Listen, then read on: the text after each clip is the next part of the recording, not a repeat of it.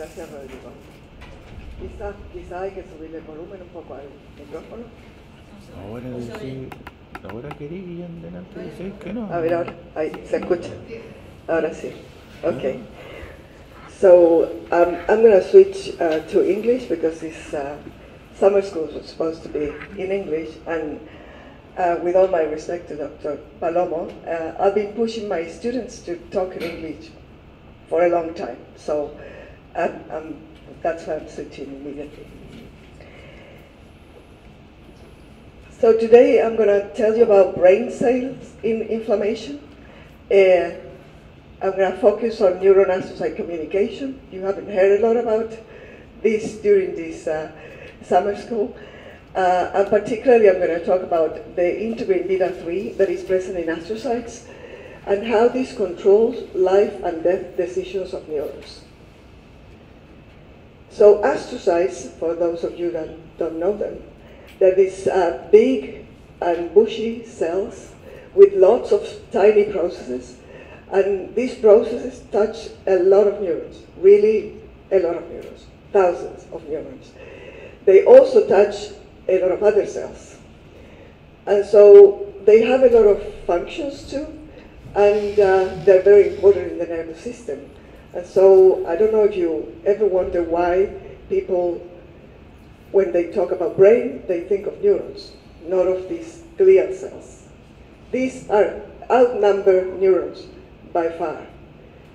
And there are only one type of glial cells. There are 3 types of them in the brain that help neurons to do their job. So neurons, these cells that are here, are surrounded by these glial cells, microglia, oligodendrocytes that we heard yesterday about. And astrocytes are these cells that supply neurotransmitters. They also take up the excess of potassium ions, for example, or other neurotransmitters that are in excess that become toxic. They're indispensable for synaptic transmission, and they also form and maintain the blood-brain barrier. They create, with all these processes, a lymphatic drainage system that help to keep the homeostasis in the central nervous system. What happens now when there is inflammation? This homeostasis is lost. And then astrocytes no longer support the role of neurons. So when there is an inflammation, there is this process that is called astrogliosis. And during astrogliosis, the astrocytes become reactive. So when they become reactive, they are hypertrophic. They start secreting a lot of different proteins, like extracellular matrix proteins. They produce a lot of inflammatory factors too. They start increasing levels of different proteins, among them the GFAP, which is a type of intermediate filament and a typical reactivity marker. They form the glial scar, so they contain the damage and they help neurons at the beginning, and for that they need to migrate to the site of injury, if there is an injury.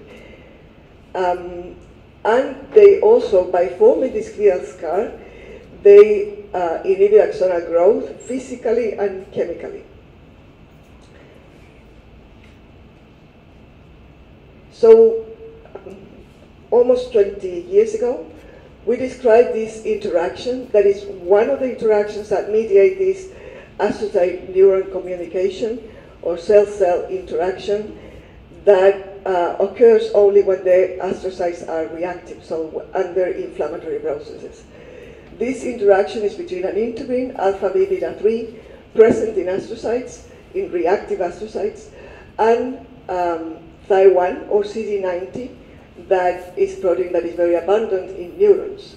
And so this interaction is what we've been studying for many years. And in reactive astrocytes, when this integrin is upregulated, there is cell contractility, the cell changes the shape, the addition to extracellular matrix, and also start migrating. The interaction with neurons now make these neurons retract their axons and inhibit the axonal extension. So why are these changes physiologically relevant? why are astrocytes bad to neurons under inflammatory conditions?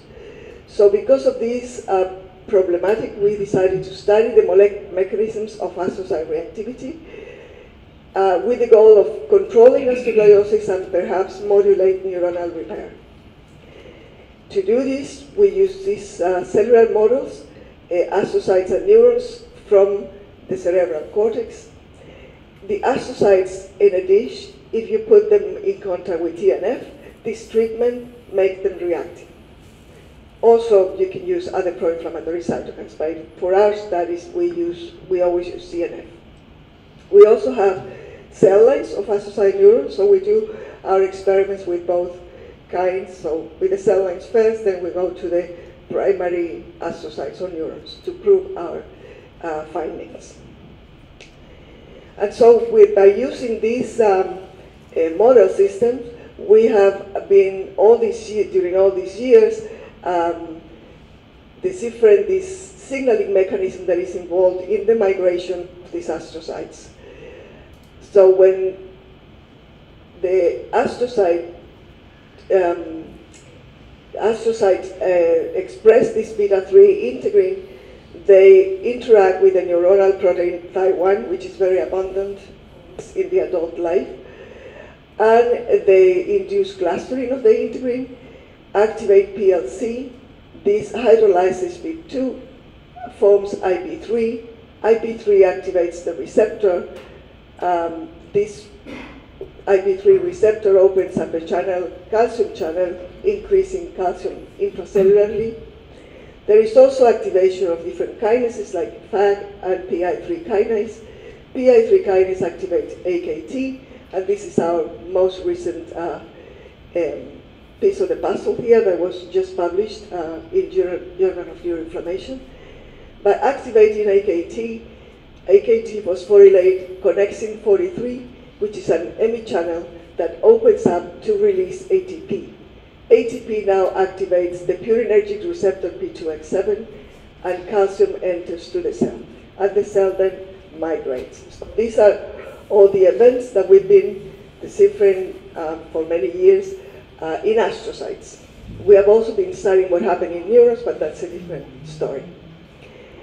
However, all these events only occur in the presence of pro-inflammatory stimulus. Why is that? Why do astrocytes require TNF or inflammation to respond to this very abundant protein on the surface of neurons? So from the literature, we know that these normal astrocytes, when there is an injury or a neurodegenerative disease,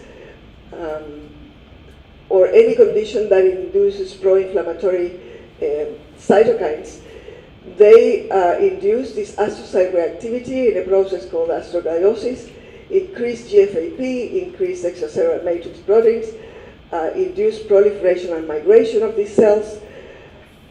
And apart from all these that I explained at the beginning, there is also a big increase or upregulation of other proteins that are on the surface of these cells. And these are, for example, the integrin alpha B beta 3, P2X7 receptor, syndican-4, connexin 43, panexin 1. And this is important because all these proteins are involved in astrocyte migration according to our studies. So what we thought is that if the integrin is the initial step in this process, then what would happen if we silence the beta-3 integrin?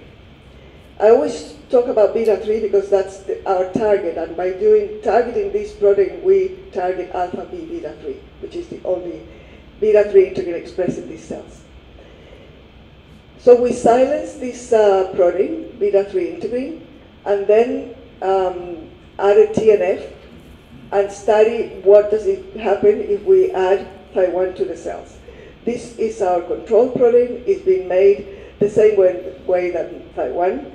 It contains this FC, which is the fragment of the human IgG1, which is used to purify the protein. And so under control conditions or the beta-3 integrin being silenced, receptor 2, which is our negative control, doesn't do anything. This is done in primary astrocytes. Primary astrocytes don't move at all in the dish, contrary to the cell lines, that they have a random movement in the plate. But this one doesn't do anything. So trail, the negative control, doesn't make these cells move. But if we treat them with Thy1 in the controlled transfected cells, they do close the wound. So this is a wound healing assay where the cells are, the monolayer of the cells are being scratched. And they start closing the wound if we treat them with Thy1 for 24 hours.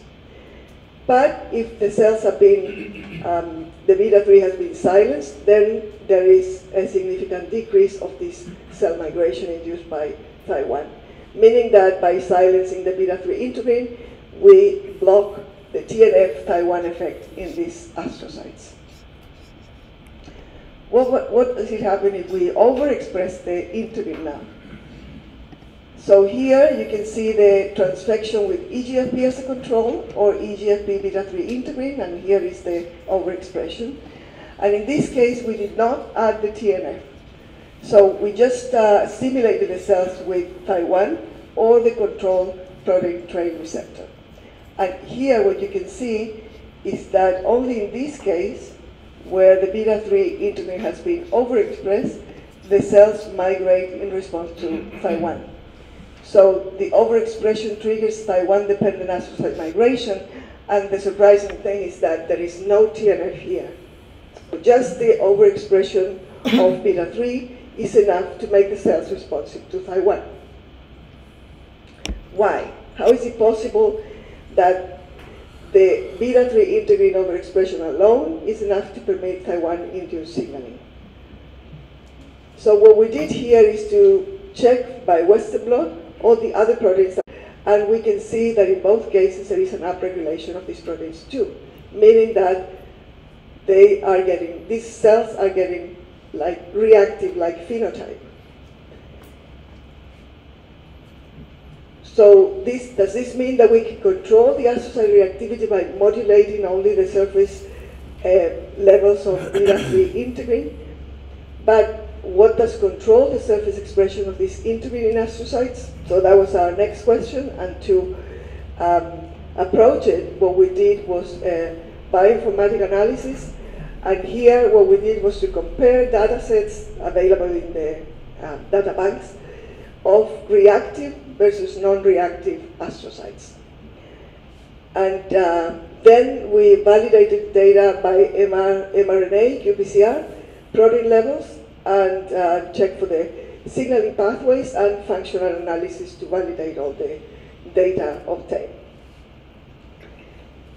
So I'm going to focus on one of the targets that we found.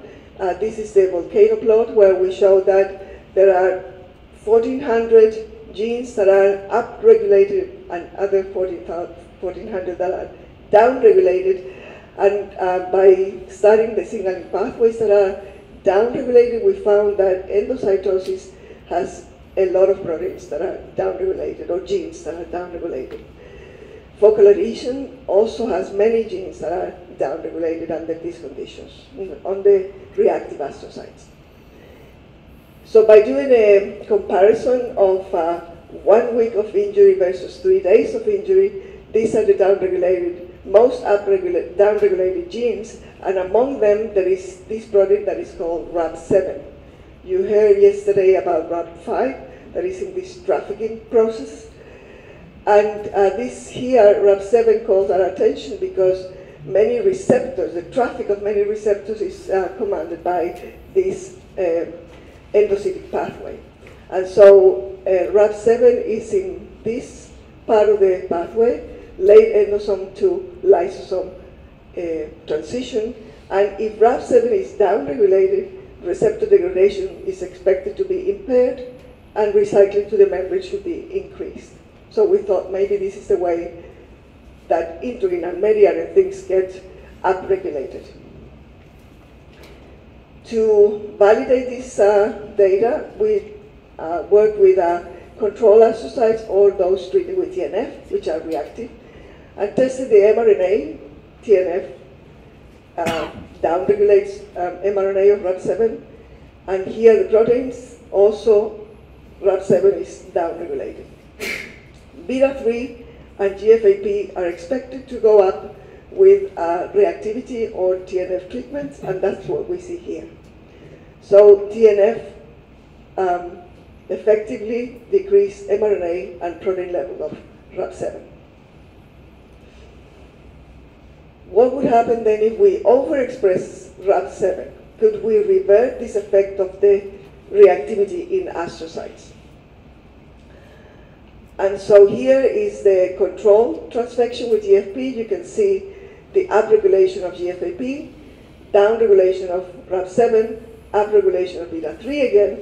But if we overexpress RAB7, these changes are not observed. And if we go to the functional analysis of migration, cell migration, you can see here that in this case, well, trail doesn't do anything as our negative control. But if we incubate with Thy1, these cells that are mock transfected and treated with TNF, they respond to Thy1. But under the same conditions, if they are overexpressing RAB7, they do not migrate. So they are not responding to Thy1. Meaning that the effect in cell migration could be controlled by RAB7 overexpression. Another feature of these reactive astrocytes is that they do not support the growth of neuronal processes. So if you put them in culture, neurons are able to differentiate and extend their axons, dendrites, which in culture are called neurites. So they extend these neurites. And astrocytes support this function. But if they are reactive, they do the opposite. They do not support the neurite outgrowth, which is called. And so the experiment here is that in day 1, we transfected the cells with GFP or the RAB7 GFP. Then we made these astrocytes reactive with TNF. And over this monolayer of reactive astrocytes, we added the CAT cells, which is a cell line that is neuronal-like. And I put them 24 hours to differentiate. Here, if the cells, the astrocytes on the bottom layer are reactive, then the CAT cells, which are the neurons, do not grow their axons on top. So what we measure here is the neurite length, every process that these cells make. In the control conditions with GFP, these neurites grow. They grow, and they are about 60 microns. But in the presence of TNF, if the astrocytes have been treated with TNF, they don't support this growth as much, and there is a significantly lower differentiation, morphological differentiation. But if we do transfect the cells with RAB7, this doesn't seem to happen, and there is no significant difference between the length of neurites over any of these monolayer, reactive or supposedly reactive astrocyte treated with TNF, but they are overexpressed in Thy1. So this means that different features of this astrogliosis could be controlled by RAB7 overexpression. The levels of the proteins, the functional migration, and also the support of neuronal outgrowth. How could we reduce RAB7 expression? So how could reduce RAB7 expression induce this astrocyte reactivity? And so to study this, what we did is use LDL body pH assay, and so you incubate the cells with this probe, and it goes into the cell, it's degraded in 30 minutes, and so you don't see the labeled protein inside the cell. But if this RAB7 is decreased, then you expect that this is not going to happen, and the probe is going to accumulate in the cytoplasm. And so that is what happens if we incubate the cells with TNF. This is the control, and this is the TNF-treated cells. You can see in the quantification that the one treated with TNF has a lot more intensity, mean intensity fluorescence in the cytoplasm. However, if these cells are transfected with Rab7 GFP, then there is no difference between the conditions. So this means that the treatment with TNF impairs the lysosomal protein degradation, but not when Rab7 is overexpressed. So this is due then to the lower levels of Rab7. What happened now with the beta-3? So here, what we did is cell cytometry and measure the beta-3 integrin surface levels under the condition of controlled transfection or Rab7 transfected cells. You can see here that the integrin is upregulated in these conditions with TNF, but if Rab7 is overexpressed, this upregulation does not occur, which is quantified here too. So this means that the protein recycling to the plasma membrane could be favored if Rab7 is downregulated, as it happens when the cells are reactive. So with this, we conclude that Rab7 downregulation plays a key role in astrogliosis. So under inflammatory conditions, GFAP in astrocytes is upregulated, meaning that they become reactive. The cells change their shape, they start migrating, they decrease the levels of Rab7, and this, maybe via this inhibition of the lysosomal degradation, makes beta-3 integrin levels goes up, and probably of many other proteins. This makes the astrocyte reactive, and they do these bad things to neurons. So this is why we say that astrocytes, via this mechanism, is controlling life and death decisions of neurons. So then, next time you hear about brain cells, think about glial cells. I think, to my taste, they're a lot more important. You heard yesterday about oligodendrocytes. If the oligodendrocytes go wrong, something goes wrong with them, neurons also are going to be in bad shape. And with that, I'd like to thank all the funding agencies, my international collaborators, the national collaborators that are quite important too, and the people in the lab that I run together with my life and lab partner, Andrew Quest, all the students that have gone through our lab that have been trained there. These that are involved are the ones involved in the research that I presented today. And the data of Rab7 is mainly the postdoc project of Jorge Diaz. Thank you very much.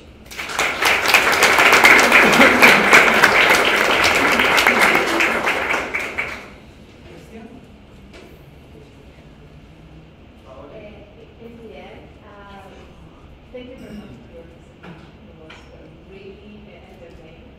And in the end, I got doubt, why do the astrocytes move? Why? In the end, why? I understand that they got reactive because they are in an inflammatory environment. Yeah. But why do they move? In the real world, so in the brain, the astrocyte, neither astrocytes nor neurons move in an adult brain. But when there is a damage, let's say that there is a brain injury, astrocytes need to go to the site of injury and cover the wound. It's like when there is wound healing in the skin. So these cells go to the place to close the wound. And so that's why they need to move. I mean, there is a controversy in the literature saying that this is whether they move or not. There is still controversy on that. But in vitro, they do move.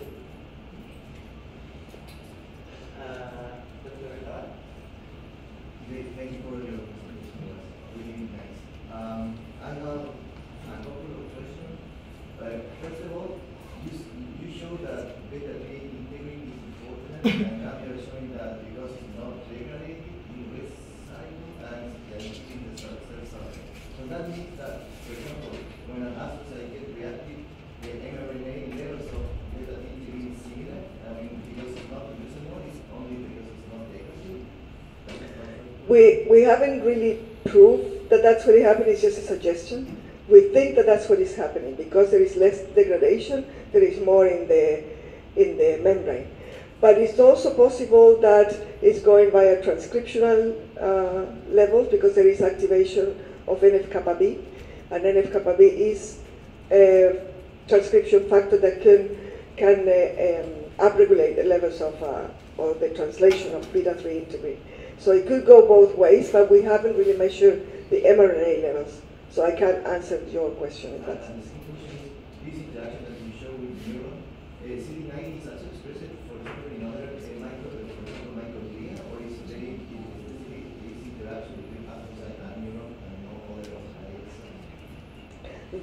There are, in the brain, Taiwan expresses only neurons. It also expresses in other cells of the body. That's also a different story.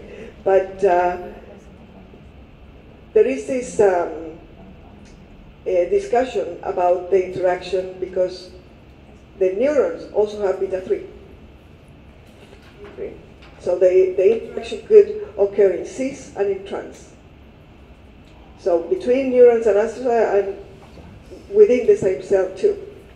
But what has been shown by other investigators is that this cis interaction, what it does is regulate the integrin, sequester the integrin and not make it, yeah. And in trans, it triggers signaling in both ways, both cells. But in cis, it seems to be a regulatory mechanism.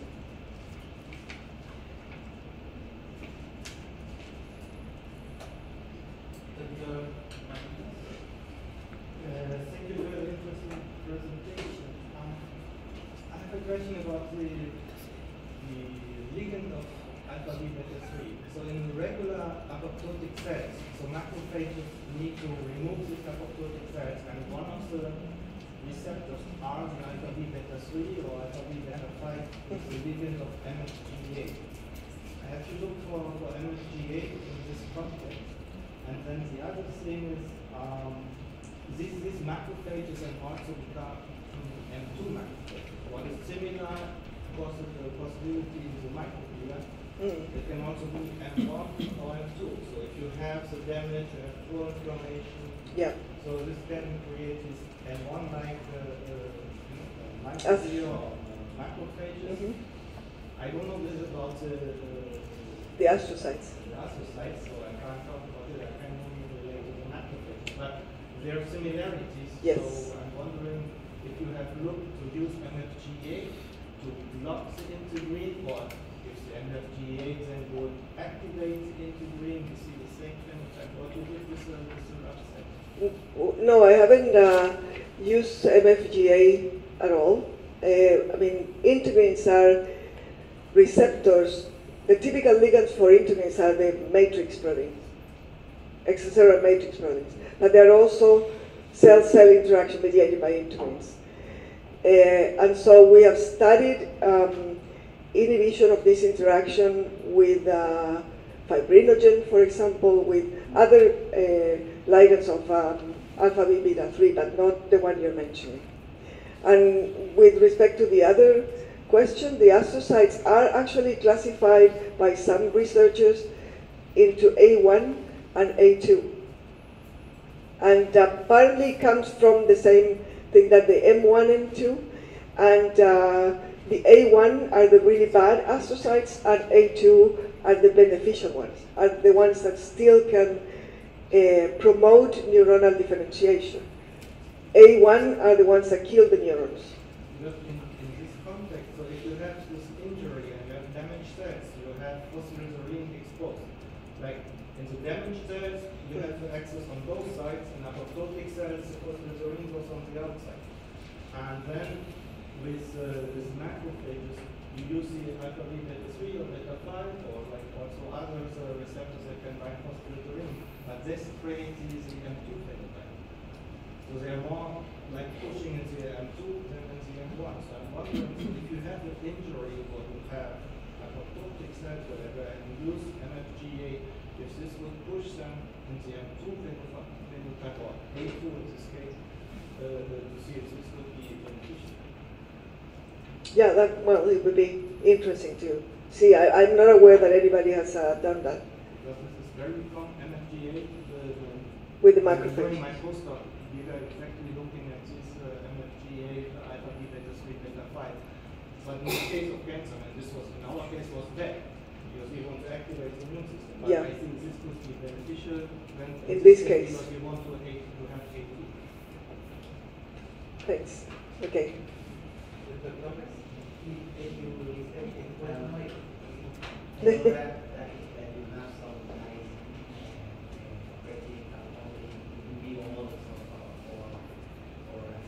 Maybe this possibility. Have you ever checked whether this track 7 protein is related to tissue of injured? Yeah. Say the model, but you know. The injury model. Yeah. Have you tried or not evaluated it? Yeah, we did that. We used this injury model where you go with in the, what is it called? Cortex. You go with a drill, like 2 millimeters, or with a needle, and that is an injury basically, and the astrocytes go into the wound place. They become reactive. They show overexpression of GFAP, and RAB7 is downregulated in that case. Yeah, we've seen it in situ, in vivo. Thank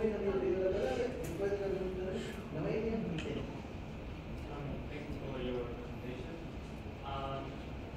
What kind of cells, all the brain cells, can react to the pro-inflammatory factors that are being released by the reactive microglia? Astrocytes. What Ah. kind of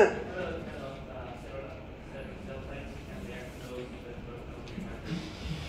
Actually, the sequence of events is that when there is an injury and pro-inflammatory cytokines increase, microglia is the first cell to react. They overexpress, they start secreting pro-inflammatory factors, and this helps to lead to astrocyte reactivity. And then astrocytes start producing TNF or other pro-inflammatory cytokines, and this is like a feedback loop, and so they start getting more and more reactive.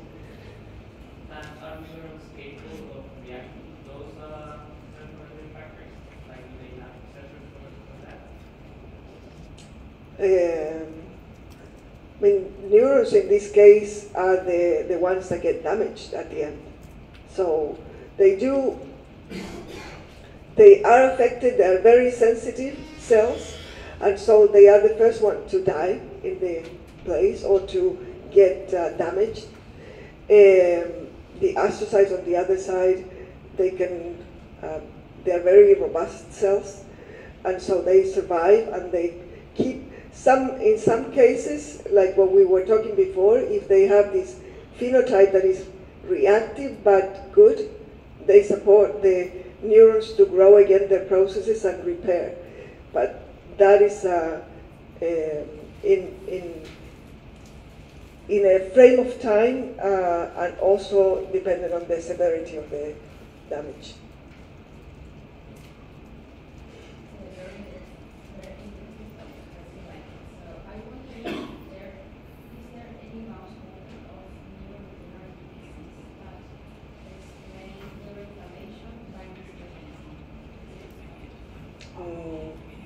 It hasn't been proved yet. What we have is some evidence that ALS, for example, we have used astrocytes from neonatal mice that have this,